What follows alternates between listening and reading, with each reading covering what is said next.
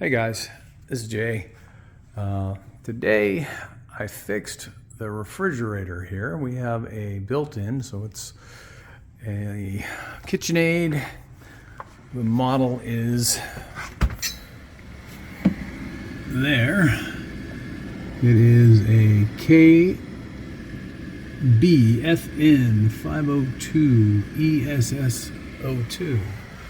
The original problem we were having was the water was leaking inside the actual refrigerator compartment. Up here, it's where the defrost mechanism is for the condenser, and we had a bunch of crud back here. I'm going to upload some other videos that'll repair it, show me repair it. But essentially what I learned are a couple of key things. That's where the drain tube is behind here. And one of the things I really had a difficult time figuring out was, how do you get this panel off? So there are 3 holes up underneath the control panel. Now you want to be really careful with the control panel because it's all just plastic and it's touch screen and very sensitive, and they're very expensive to replace them if you have to. But all you need to do is get a very small screwdriver up into the 3 holes, and that will release, gently pop it loose and release it, and then your screws are up here. So that was the number one thing, was how do you get up into this thing, because it was very, I stuck my flashlight up there and looked up in the hole and there's nothing there. So just keep watching the rest of the video for more details here. And the problem is that you can see here there is a leak. So this thing is constantly leaking inside the refrigerator, and it's also got this, I thought it was initially mold, but it's not mold. It's actually some type of adhesive. So here's what you have to do. So first of all, I pulled the whole thing apart trying to diagnose this problem. You don't have to pull the whole refrigerator out. You don't have to pull the top off or pull it out of the cabinet like I did, but I guess I get to clean it up. The real problem is that the drain for the evaporator is plugged, and that's what's causing all the water to just leak inside into the refrigerator itself, and it's bringing all of this adhesive with it. So what you have to do is, this panel hides all of the screws that hold the evaporator cover up. The way you unhook this, and you need to be very careful with this, because this control panel, I think if you can get one, they're like $300. So be very careful. But you have holes underneath here. All you have to do is, there's those little tabs. I have it loose right now, as you can see, but there's little tabs in there. You just push up gently, work it all the way out to get the panel off. Mine popped right out because I already have it loose, just to show you guys. And then you take the panel off. Then you will very carefully need to unplug these cables.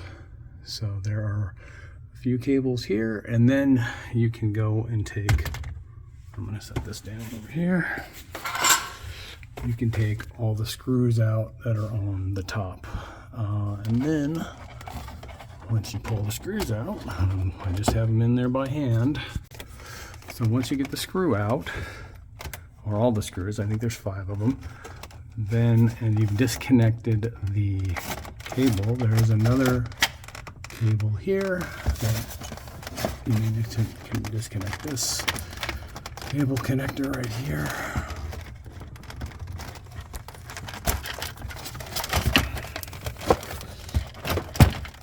And then very carefully just kind of pull it out and pull it down. You can see there's 2 hooks in the back. Those hooks go up into the top, and that is where the drain is. So here was the problem. Somehow something leaked all of that adhesive into the drain pan. This is the drain pan that connects all the moisture from the condenser, and it is supposed to send it out the drain tube. And I pulled a tremendous amount of adhesive out of there. So once you have all this other stuff connected, there's one other sensor that you need to be very careful and disconnect. This sensor clips onto this tube right here, and then you can get this out.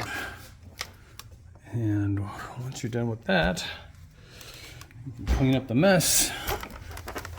Some people may have them freeze up if you get a bunch of ice up in there, but there is the drain hole there. I have to get all of that adhesive and junk out of there and clean up the mess and reassemble, and that looks like it's going to solve my problem. It looks like there may have been something from up here, because when I got up in here, there was some tape up in this area, and it looks like that may have been where that adhesive came from, but it is all falling apart anyway. So I'm gonna finish up and I will come back and put everything back together. So here's the next step. What I first did was I checked this. I have some alcohol and I poured some in there, and it wasn't draining initially. Sounds like it is now, but what I did was I took a zip tie. See if I can get you in there. The zip tie all the way down into the hole. Twist it around. You can see all the crud still in there all the way down the hole.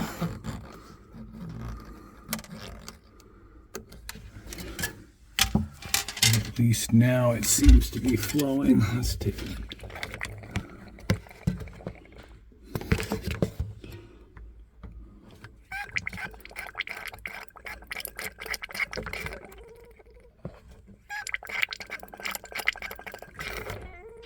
It doesn't sound great, but at least it's open. So double check the back in, and just so you know, this is where the wires go. Green one to the left, black one in the middle. I don't think you can get it wrong. And then this one's really short anyway, so it needs this blue, brown, orange is to the right. And then you have these hooks. The hooks go up in the top slots up there. Tuck the wires up.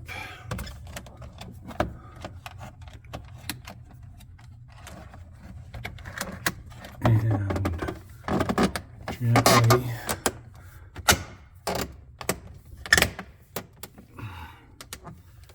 gently put it back together. All right, that's it. Thanks for watching.